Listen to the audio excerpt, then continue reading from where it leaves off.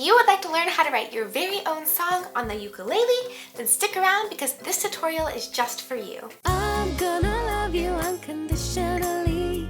Take your pick. Hey guys, it's Dylan Laine, and today I'm going to be teaching you how to write a song on the ukulele. Before we get started, I've made you a cheat sheet to go along with this video. It'll have all of the information that I'm about to cover typed out so that you can download it and or print it out and have it right in front of you. I'll post a link to that cheat sheet in the description box down below. If you're new here and you would like to grow as a songwriter and musician, you should definitely subscribe. I post tons of songwriting tutorials, ukulele, guitar, and piano songwriting tutorials, and I also post my own original music and cover songs. Let's get started writing a song on the ukulele. Now I want you to know that I'm going to be teaching you how to write a song on the ukulele in a very formulaic way, and here's why. I find that it's most effective to write songs in a very formulaic way for at least your first 10 songs just to get comfortable with the songwriting process. After enough practice, then tools and formulas will start to become like second nature for you, at which point you'll find it easier to incorporate more creativity into your songwriting. There's a big misconception out there that if you apply tools and formulas and techniques to your songwriting, that it will stifle or limit your creativity. My personal belief is that this is only true in the beginning stages. After enough time, when the tools and formulas start becoming second nature, you won't have to think as much about them. Because of this, your thinking space will be more freed up to think about creativity. So my suggestion to you is to use this formula to write at least 10 songs and consider it practice, songwriting practice, and then after that, start to break some of those rules, add some creativity in, and write songs that are more true to what you want to be writing about. With all of that being said, here's my 10-step process for writing a song on the ukulele. As we go through each of the 10 steps, I'd recommend having paper and pen or your laptop or computer, anywhere where you can write down your answers as we go through each of the 10 steps. Step number 1 is to choose your song topic and then to write a song title that focuses around that song topic. My song topic is going to be holding on to peace during a fearful or anxious time. For my song title, I will write, I Will Not Be Shaken. Step number 2 is to choose a song form. Song form is basically the order in which you're going to put your sections of the song. A section would be a verse, a chorus, a bridge. So for me, my song form is going to be verse 1, chorus, verse 2, chorus, bridge, chorus. Feel free to use that as well. However, you could do a verse 3 instead of a bridge if you'd like. Step 3, choose your ukulele chords for the verse. Now in all of my songwriting tutorials, I almost always give the example of using the 4 chords F, G, C, and A minor. First of all, those chords sound great together. Second of all, most of you who are beginners, intermediate, or advanced all know those 4 chords. And third, they're very popular amongst a lot of the songs we know and love today. So why not use them in our own songs? For my verse, I'll do C, A minor, F, G. Putting those chords in any order will sound good. Step number 4 is to rearrange those 4 chords for my chorus. For my chorus, I'll rearrange the chord progression to be F, C, G, A minor.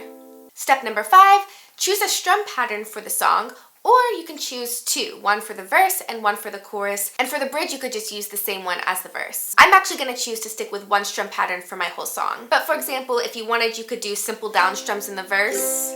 But then in the chorus, you could do down, down, down, down, up, down, down, down, down, up. If you want some ideas for strumming patterns, I have a video with a bunch of different ukulele strumming patterns you can check out. I'll put a link to it in either the comment section or the description box. Step number 6 is to write chorus lyrics that will feature the title of your song at least 3 times. So you can either do this by having the title of your song in line 1, 2, skip 3, and then line 4, and then in line 3 you could just put anything else you want. Or you could just sing your title a whole bunch of times in the chorus like I'm gonna do. I will not be shaken,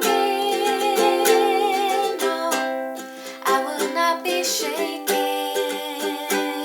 no, I will not be shaken, no, I will not be shaken, no. Step number 7 is to write your verse sections, each with a different subtopic. So a subtopic could mean in verse 1, the subtopic is you. It's all about you and how you feel, whereas verse 2 is all about me and how I or your audience or the person you're singing to or about feels. And then verse 3 or the bridge would be about we, the two of you together. Another way you could do subtopics is by doing past, present, future. So verse 1 could be about the past, verse 2 could be about the present, and verse 3 or bridge could be about the future. For my song, I'm going to make verse 1 about you, which you is going to be God. So in verse 1, I'm going to talk about God and how he's always the same no matter what. His love for me never changes. He's always watching out for me. He's always providing for me, always blessing me. And then that will lead into the chorus because I'm basically saying, because you are all those things, because you are constant, because you always love me, I will not be shaken. I will stay strong. I will stay firm. I will hold on to my peace. Day by day, come what may, you remain the same. All things pass, nothing lasts, but your strength never fades. Then in verse 2, I'm going to talk about me and how I'm deciding to, despite my fears and my worries, I'm deciding to place my faith and my trust in God. And then that will lead back into the chorus where I am re-emphasizing that because I'm placing my trust in him and my faith in him, that I will not be shaken. Moving on to step number 8, it's probably what I would consider to be the hardest part, which is where you have your lyrics, you have your strumming pattern, you have your chords, but now you need a melody. Now I do have an in-depth, detailed tutorial on how to write a melody, which I will also place a link for in the description box or the comment box down below. But if you don't feel like watching that video and you just want to kind of go for it, then basically what you have to do is you have to take your strumming pattern and your chord progression. So let's start with the verse, for example, and you want to play it. And you want to just start humming with it.